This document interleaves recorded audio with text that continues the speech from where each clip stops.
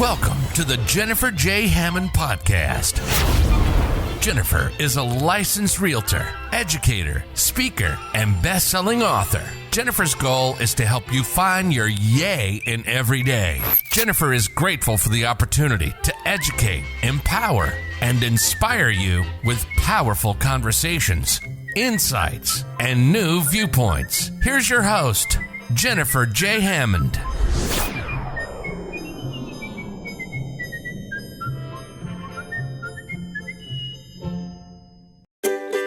Jennifer. Oh, this is. Hello, Jennifer. Good to see you. So excited to have you. You're coming to us from India, right? Yes, I am. Well, I'm so excited because I want you to share a little bit about your story. You have a really unique story that I think will inspire many people. So will you share a little bit about, I love the fact that you're a college dropout and you're proud of it. Will you talk about why did you quit college?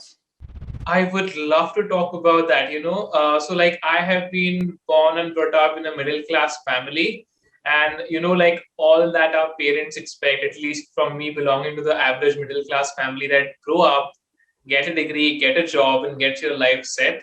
So, you have got some steady income coming in. But to be honest, I had my eyes on a different prize entirely. I was focused on a different goal, which did not match the frequency of and wavelength of what my parents wanted for me. So I started college. I was doing engineering, electrical engineering. I did 3 years, but then I realized it is just not something for me. Like, I was 100% confident that I am not going to work in that field. So I had already invested a lot of years, but that time I made a decision. I cannot invest any more time in this. I need to stop. And that is what made me take the decision. It has been very difficult convincing my parents, especially being from India. We have got a very close family. We have got like a big family. So relatives, family, so there were at least 50 people who tried to talk me out of this. At least 50 people. I am not kidding. This is not an exaggeration at all. Different relatives, friends, friends of my father, friends of my mother, people whom I have never met before, or people whom I have never spoken to before. Those guys came and told me, yeah, you should not be quitting college. You should be doing engineering and whatnot. But yeah. So interesting. It's such a blessing and a curse, so to speak, that you have such a big, beautiful family who is very interested in your success.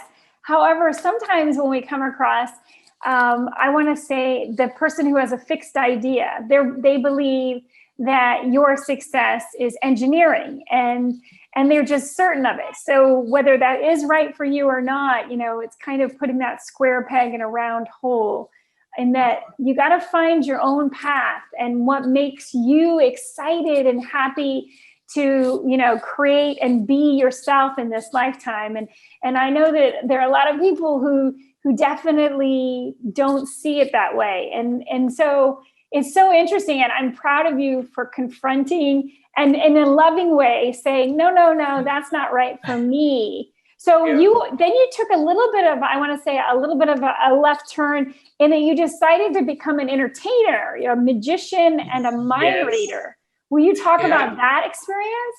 Exactly. You know what? So this is I don't know why I have always been fascinated by things which not a lot of people do. So when I was young, I was in my late teens. I was rescuing snakes. Snakes? Yes. Why snakes? Because I was scared of snakes. I still am scared of snakes. So you decided to confront that fear? And exactly. Yeah, that is what I did. And, honestly, I wanted to do something which not a lot of people can do or dare to do. I always want to stand out of what most people are doing around me. And I thought this could be a great opportunity for me, to do something that I am scared of and most of the people are scared of as well. So I started rescuing snakes. I helped a lot of people. In India, we get a lot of snakes, in houses and around. So what I used to do is I used to go to a place. People used to call me Yash. I've got a snake in my house. I used to go to the place, catch the snake and release it back in the wild. So nobody killed the snake and the people are safe. But I have always been attracted to things which either seem difficult or impossible to me or a majority of the population. So Nice. yeah. I can relate to that in the fact that I grew up on an island and I had a Oh, really deep-seated fear of snakes. I mean, excuse me, of uh-huh. snakes, of sharks. And I thought, Wow. oh no, I love getting in the water. I don't want to be with that in my head, just worried and worried and worried about sharks. So what I did is I actually did a bunch of term papers and studying on sharks. Uh-huh. And then it was funny because one of my papers was in defense of sharks because I realized Oh. how they're hunted. And in so many different cultures, they're hunted for their meat, for their fins and such.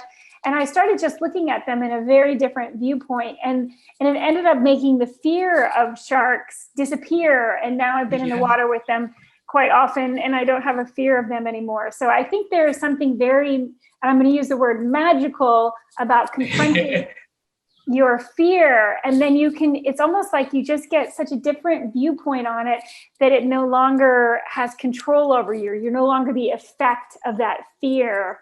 And then you can actually, as you were doing, help, especially an animal that you were previously you were afraid of. So how did you get into magic? So there's a little bit something in between rescuing snakes and performing magic. So I was a Okay. photographer for a little while. Like I was an enthusiast and I turned into a professional because I always liked money. I love money. Okay. I'm being very honest here. I love money and I always wanted to make money. So I started making money since I was like maybe 14, 15. That was all for myself, whatever I needed. I tried not to borrow money from my parents and I was always willing to make money. So that is how I started doing photography to make money. And then I found an amazing movie. It's called Now You See Me. I don't Ah, know if you've watched it. I have. Yeah. I've seen it. I like it. It's a good movie. Uh, yes, and that is what is like, wow, if I could do something like this. And I started learning. I started learning a lot. I spent as many as 18 hours in a day learning magic. And then at a point, I'm like, wow, I can do this pretty well. And I just started performing, and money started coming in. And I'm like, wow, this is paying me much more than what photography is paying me.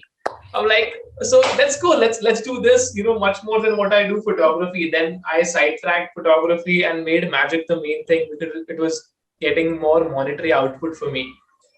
So, and like I what I would say is that is not a bad thing to do. I was pretty successful at it. I performed internationally. I was performing on cruise ships out of Miami, performing in Bahamas, in Mexico, and things like that. As traveling, performing. I would say I was successful than what 80% of the magicians have been around me. But I'm being very honest with you guys over here right now.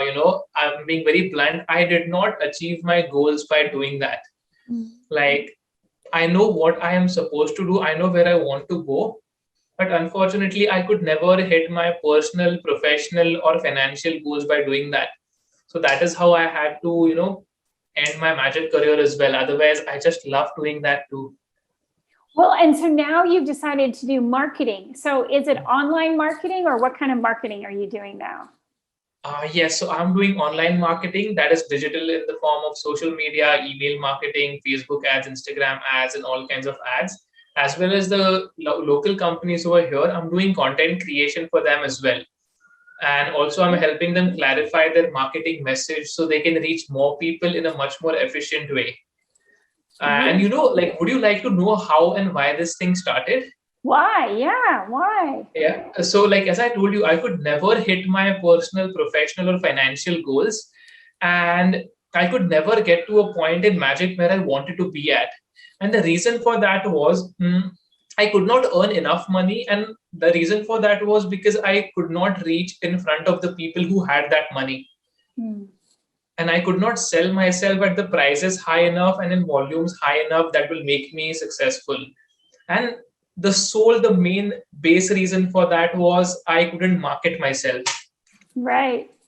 Yep. Yeah. It's funny, And pretty much I think every single business comes down to marketing.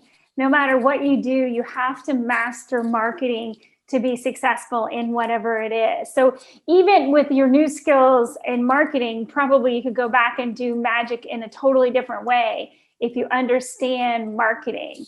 It's to me, it's the thing that every one of us needs to get better at every single day. Well, no matter how good you are, you can always be better.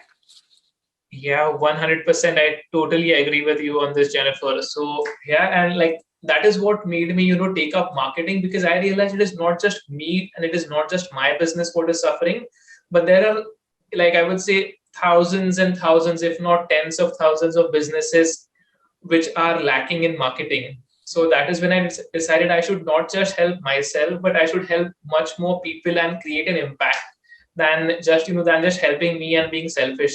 Why not do something which will help a lot of people, a lot of businesses, and impact a lot of lives?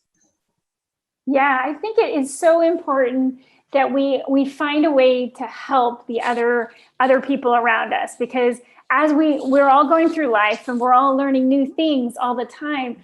But again, marketing is one of the key things that we all need a little help on, and we can all get better. But I love both of those things. Number one, your viewpoint that you should always help, because I know that we all need to do that no matter where we are, no matter how rich or how poor we are. It's something that, we just always have to find a way to help. And it's so important. So I love that you do that.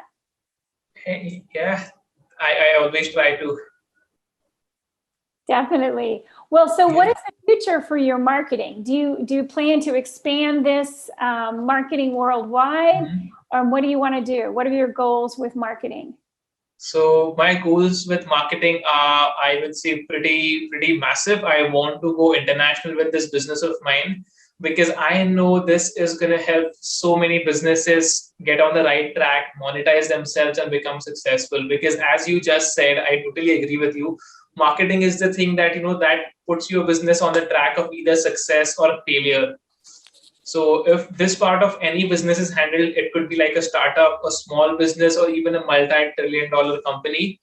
Everybody needs to do this. And I think it is especially the startups and the small businesses which need more help with this, because the big companies have already figured it out so far that they have grown this big. Right. So I think, I am going to go international with this, just so I can help a lot more people than what I'm helping right now. Yeah. I'm very local right now, but I am planning indeed to grow. Yes. And so what do you like? Do you do marketing for social media, for YouTube? What is it that you do specifically?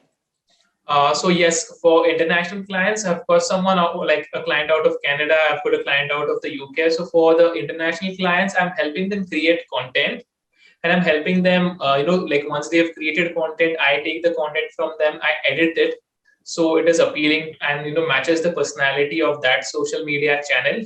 So, there are different kinds of content which you put on LinkedIn. There is different content which you put on TikTok, and there is different content for Instagram. You cannot put the same things everywhere. Right. So that is what I help businesses with. I tell them, this is what I understand the business first. I understand what they do and how they help other people. And then I help them create content and then publish it according to the personality of the social media. This is what I'm doing for international. And for local people, I've got a different scheme of working. I'm sorry, what do you do for local? So for locals, I help them create content from scratch. So I have got a team of a photographer, a videographer, a video editor, content writers, graphic designers.